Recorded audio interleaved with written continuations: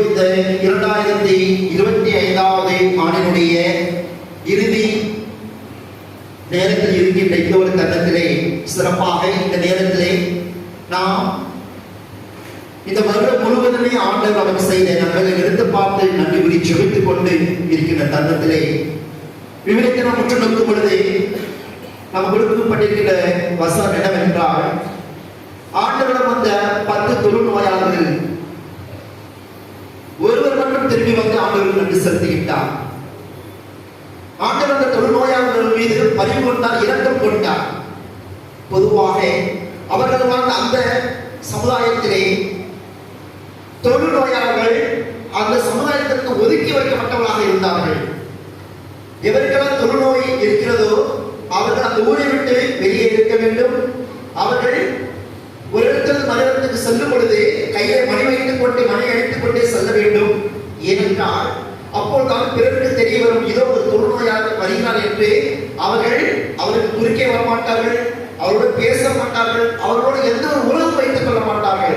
அப்படியாக தொழுநோயால் பாதிக்கப்பட்டவர்கள் மிகப்பெரிய பாவிகளாக அந்த சமுதாயத்தில் கருதப்பட்ட காரணத்தினால் அந்த தொழுநோயாளர்கள் உயிரோடு வாழ்ந்தும் கூட அவர்கள் இறந்தவருக்கு சமமாக வாழ்ந்து கொண்டிருந்தார்கள்.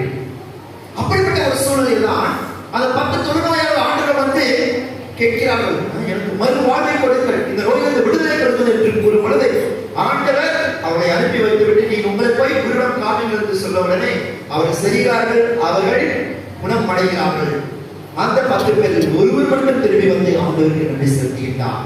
ஆனால் ஆண்டவர் கேட்பது, மற்ற 9 பேர் குணமடையவில்லையா என்று கேட்கின்றார். மற்ற 9 பேர் வந்து ஆண்டவருக்கு நன்றி செலுத்த வரவில்லையா என்று கேட்கின்றார். பிரியமான சகோதர சகோதரிகளே, இதோ இன்று ஆண்டவர் இயேசு கிறிஸ்து நம் ஒவ்வொருவரையும் பார்த்து கேட்பது அதுதான். நம்முடைய புகழ்ச்சி பார்க்கிறனாலும் நன்றினாலும் ஆண்டவருக்கு எந்த நன்மையும் கிடைக்க போவது அல்ல. மாறாக நாம் எவ்வாறு கடவுளுக்கு பிரமாணிக்கமாய் இருக்கின்றோம், நமக்கு எந்த ஒரு தேவை என்றாலும் உடனடியாக வந்து ஆண்டவரிடம் அழுகின்றோம், குமுறுகின்றோம், நம்முடைய வேண்டுதலை எடுத்து வைத்து ஜெபிக்கின்றோம். ஆனால் நாம் கடவுளிலிருந்து பெற்ற நன்மைகளுக்காக நன்மையை பெற்ற பிறகு நாம் திரும்பி வந்து கடவுளுக்கு நன்றி செலுத்துகின்றோமா?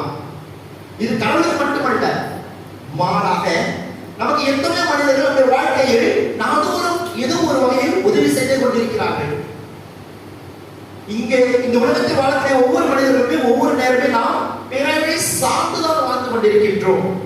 அப்படிப்பட்ட ஒரு சூழ்நிலையில் நமக்கு தெரிந்தோ தெரியாமலோ ஒவ்வொரு நாளும் எத்தனையோ மனிதர்கள் நமக்கு உதவி செய்து கொண்டிருக்கிறார்கள், நமக்கு தேவையானதை கொடுத்துக் கொண்டிருக்கிறார்கள்.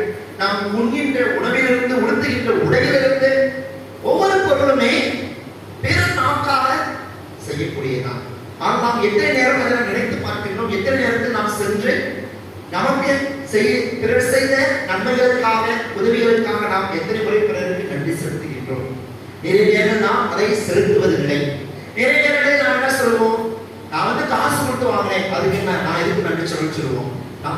காசு கொடுத்து ஒரு பொருளை வாங்கினாலும் கூட அந்த பொருளானது யாராவது ஒருவரால் உருவாக்கப்பட்டது, தயாரிக்கப்பட்டதாக இருக்கும். அதில் எத்தனையோ மனிதனுடைய உழைப்பானது ஈடுபட்டு இருக்கும். அவ்வாறாக இந்த உலகத்தில் வாழக்கூடிய நாம் ஒவ்வொரு முறையுமே கடவுளுக்கும் பிறருக்கும் நன்றி செலுத்தக்கூடிய மக்களாக வாழ வேண்டும். இந்த உலகத்தில் பிறக்கின்ற ஒவ்வொரு மகனும் மகனும் இந்த உலகத்திற்கு வரும்பொழுது நாம் எதையுமே கொண்டு வருவதில்லை. மாறாக இந்த உலகத்தில் நாம் வாழும் பொழுது சிலருடைய கடின உழைப்பினாலும் அல்லது பிறருடைய உழைப்பினாலும் நமக்கு தேவையான உதவிகளும் சரி, நமக்கு தேவையான பொருட்களும் சரி நமக்கு நிறைய கிடைக்கின்றன. அவ்வாறு நாம் இந்த உலகத்தில் மகிழ்ச்சியாக சந்தோஷமாக வாழ்வதற்கு நிறைய மக்கள் நமக்கு உதவி செய்து கொண்டிருக்கிறார்கள். இப்படிப்பட்ட ஒரு சூழலில் நாம் ஒவ்வொரு நாளுமே நாம் பிறருக்கு நன்றியுள்ள மக்களாக வாழ கடமைப்பட்டிருக்கின்றோம். அதுதான் இந்த தருணத்தில் நாம் நினைத்து பார்க்க வேண்டும். இதோ ஆண்டவருக்கு செய்த நன்மைகளை நினைத்து பார்த்து அதற்கு மட்டும் நாம் நன்றி செலுத்துவதற்காக கூடி வரவில்லை. மாறாக இந்த ஒரு வருட காலமாக நான் எத்தனை மனிதனுடைய பாவங்களை மன்னித்திருக்கின்றேன், எத்தனை வருடங்களாக நான் என்னுடைய குடும்பத்திலேயோ அல்லது என்னுடைய உறவு முறைகளிலோ அல்லது நான் பணி செய்யக்கூடிய இடங்களிலேயோ யாரோ ஒரு மனிதரை காயப்பட்டிருப்பேன். ஆனால் இந்த வருடத்தில் ஆண்டவர் எனக்கு ஒரு கிருபையை கொடுத்து அவர்களை மன்னிப்பதற்காக எனக்கு அந்த சக்தியை கொடுத்திருக்கின்றார்.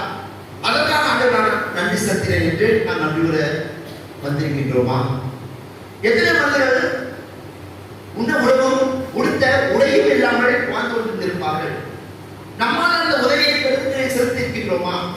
அப்படிப்பட்ட ஒரு தருணத்தை நின்று பார்த்த ஆண்டவரே, நான் அந்த ஒரு தருணத்தில் அந்த ஒரு கஷ்டத்தில் வாழ்ந்தவர்களுக்கு நான் உதவி செய்வதற்கு எனக்கு நீர் அந்த வாய்ப்பை கொடுத்திருக்கின்றீர்கள், அதற்காக உங்களுக்கு நாங்கள் நன்றி செலுத்துகிறோம் என்று கடவுளுக்கு நன்றி செலுத்துகின்றோமா? இவ்வாறாக நாம் கடவுளுக்கு பெற்றுக்கொண்ட நன்மைகளுக்கு மட்டுமல்லாமல் நம்மையாக நாம் பிறருக்கு எந்த உதவியை செய்திருக்கிறோமோ அந்த தருணங்களால் நினைத்து பார்த்து கடவுளுக்கு நன்றி கூறி ஜெபிக்கின்ற தருணமாக இந்த தருணம் இருக்க வேண்டும். ஆச்சரியமான சகோதர சகோதரிகளே, with God we are heroes, without God we are zeros.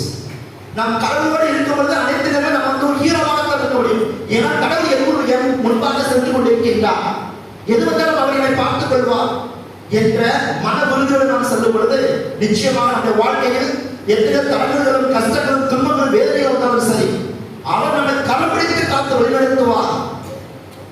ஏனென்றால் ஆண்டவர் கூறி இருக்கின்றார், இதோ உலகம் முடியும் நான் என்னால் உங்களோடு இருக்கிறேன் என்று கூறிய அந்த அன்பு ஆண்டவர் இதோ இத்தனை காலங்களாக நம்மை காத்து எடுத்துக் கொண்டிருக்கின்றார்.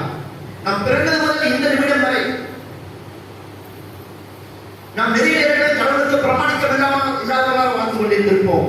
இருப்பினும் கூட கடவுள் நம் மீது இரக்கம் கொண்டு பரிவு கொண்டு இன்னும் நமக்கு இன்னொரு வருடத்தை கொடுக்க தயாராக இருக்கின்றார். ஆனால் கடவுளுக்கு நாம் என்ன செய்ய தயாராக இருக்கின்றோம்? நிறைய நேரங்களில் போன வருடம் இருந்தவர்கள் இந்த உலகத்தில் தான் இருப்பார்கள். வெவ்வேறு காரணமாக இந்த உலகத்திற்கு சென்றிருக்கலாம். ஆனால் கடவுள் உங்களையும் என்னையும் இந்த நேரத்திலே இந்த ஆலயத்திலே ஒன்றாக கூடி ஜெபிப்பதற்கு அழைத்திருக்கிறார் என்றால் இது கடவுள் நம்மில் வைத்திருக்கின்ற முழுமையான அன்பின் காரணத்தினால்தான். கடவுள் நம்மை அன்பு செய்து கொண்டிருக்கின்றார். அன்பான கடவுள் நம்மத்திலே பிரசனமாக இருக்கின்றார். இதில் அன்பான கடவுள் நம்மிடம் கேட்பது என்ன? அன்பு மகளே, மகளே, இந்த உலகத்தில் நீ வாழும்போது உன்னால் முடிந்தவரை பிறரை அன்பு செய்து வாழ்வாயாக. உனக்கு எதிராக குற்றங்கள், குறைகள், தவறுகள் செய்வதுடைய பாவங்களை மன்னிப்பாயாக. நான் உங்களுக்கு செய்வது போல நீங்கள் பிறருக்கு செய்யுங்கள் என்று தன்னுடைய சீரனுடைய பாதங்களை கழுவி, நான் பணிவிடை பெற வரவில்லை, மாறாக பணிவிடை புரிய வேண்டிய உலகத்திற்கு வந்தேன் என்று ஆண்டவர் இயேசு கிறிஸ்து நமக்கு ஒரு முன்மாதிரியான எடுத்துக்காட்டான சாட்சி பண்ணிய வாழ்ந்து சென்றிருக்கின்றார். அன்பு சகோதரமே, இந்த அருமையான நேரத்திலே இந்த வருடத்தை நாம் முடித்துவிட்டு புது வருடத்திற்கு செல்வதற்காக நம்மை நாம் தயார்படுத்திக் கொண்டிருக்கின்ற இந்த ஒரு காலகட்டங்களிலே இந்த புதிய வருடம் நமக்கு மிகவும் ஆசீர்வாதமிக்க வருடமாகவும் கடவுளுடைய ஆசீர்வாதம் அருளும் துணையும் நம்மோடு இருக்கும் வருடமாகவும் நம்மால் முடிந்தவரை பிறருக்கு உதவி செய்து நாம் என்னுடைய குடும்பம், என்னுடைய உற்றவர்கள் நாங்களும் நன்றாக இருப்பது மட்டுமல்லாமல் என்னை சார்ந்திருக்கக்கூடியவர்கள் மேலும் இந்த உலகத்திலே என்னால் முடிந்தவர்களுக்கு யார் யாருக்கெல்லாம் உதவி செய்ய முடியும் அவர்களுக்கு என்னால் இயன்ற உதவி செலுத்தி இந்த உலகமே ஒரு அமைதி உலகமாக, மகிழ்ச்சி உலகமாக வாழ்வதற்கு ஆண்டவர் இயேசு கிறிஸ்துவின் ஆசீர்வாதத்தை கேட்டு தொடர்ந்து ஜெபிப்போம். அதில் எழுந்து நின்று தூய ஆவியாருடைய பாடல் வழியாக நாம் ஜெபத்திற்கு கடந்து செல்வோம்.